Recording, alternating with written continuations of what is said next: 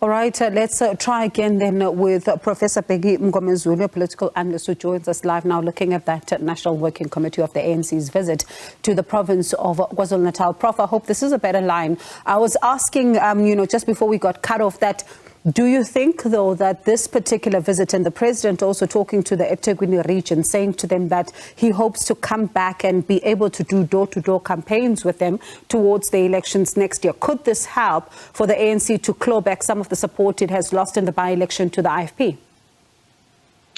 Thank you, Bongi. Can you hear me now? Yes. All right. No, first of all, I don't think the president has any reason to come back to KwaZulu-Natal and then be one of the volunteers. KwaZulu-Natal does not need volunteers. All they need is service delivery. That's all. So whether you bring 20 volunteers, 100 volunteers, it's not going to change the fact that people want those services.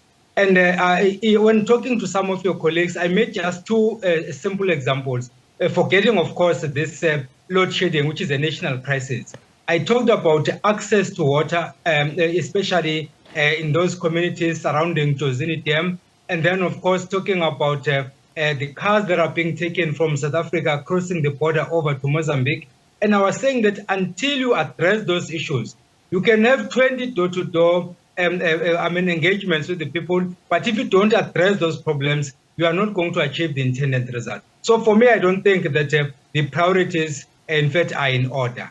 And so then what does this mean? Because we've also seen some, some reports suggesting that there could be some divisions in as far as that issue of the school nutrition program is to be approached with, some reports suggesting that there were calls for, for heads to roll in this particular regard. And there were others who are saying that, they were trying to save money. That's why they gave this particular contract to one supplier. So when it comes to the handling of some of these crises that we've seen in the province, how should they then be tackling this?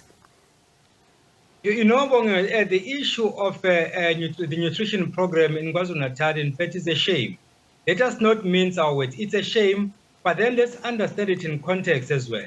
The reason why, for example, the current MEC Mbali Fraser tried to change the old system, it was in response to the fact that people are complaining, saying that there are a number of irregularities that have happened.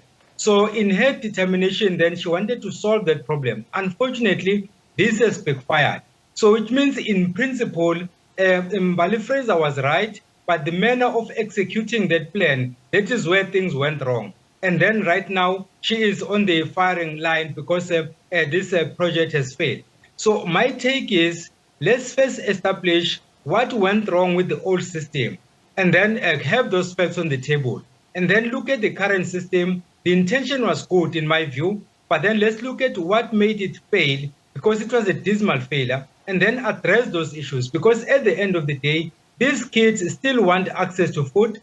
Those service providers still want jobs. So there are a lot of people who are interested in wanting to see how this thing is going to unfold. So we cannot just say, let us throw away the baby with the bathwater. Let us get the facts straight and then rectify those, because no one is going to come and then be the messiah.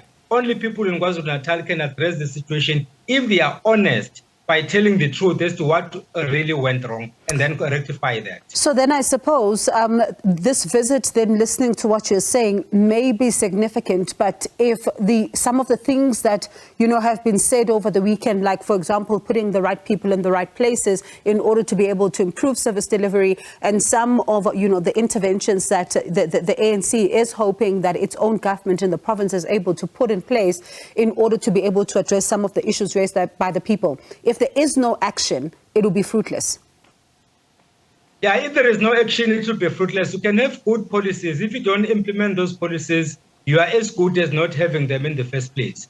That is exactly what is killing our country. We have good policies, and to the extent that other countries have in fact taken our policies and they've implemented them very well without wasting even a cent. It's just a matter of accessing our websites, getting those policies, and then implementing them, because we are very good when it comes to crafting policies, but we are terrible when it comes to implementing them. So all that is needed in this case, for example, this nutrition program, because mainly it's KwaZulu-Natal, but also the Eastern Cape is also experiencing similar problems. So it means that the problem is more than just KwaZulu-Natal, but it's just that now we're focusing on KwaZulu-Natal. So let's get systems in place and make sure that where we have made mistakes, let us rectify those mistakes, because at the end of the day, the ANC as the governing party is the party that is going to suffer if individuals are not executing the plan that is already in place. So if the plan is wrong, then it's fine, go back and revise the plan, because you made the plan and it doesn't work, then go back and make another one. But if the plan is okay and the problem are the executors, then remove the executors and then replace them with the ones who are going to make you achieve the goal that you wanted to achieve. It's as simple as that. All right, Prof, always a pleasure. Thank you so much for your time this afternoon. That is political analyst, Professor Bheki Mngomezulu.